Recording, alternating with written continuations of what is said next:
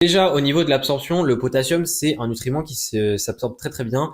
90% environ d'absorption, c'est-à-dire que si tu manges 1 mg de potassium, eh bien, t'en absorbes environ 900 microgrammes. Alors, évidemment, c'est approximatif, hein, ça dépend de plein de choses, mais en tout cas, ça n'a rien à voir avec, par exemple, le fer non héminique où c'est seulement 4% qui est absorbé. Donc ça, déjà, c'est pas trop un problème concernant le potassium. Au niveau du potassium, j'ai déjà parlé de dans les cas où on a trop de potassium. Ça peut arriver, mais il faut comprendre quelque chose.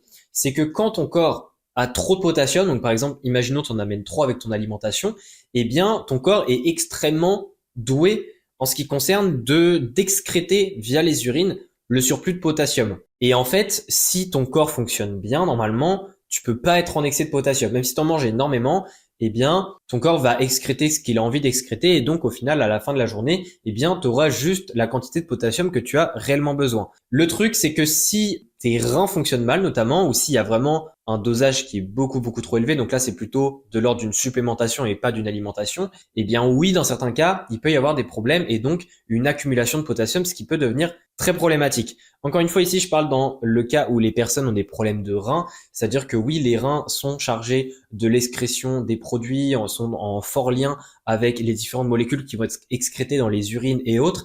Et bien, si ces reins-là ne fonctionnent pas correctement, cette excrétion de potassium ne pourra pas se faire correctement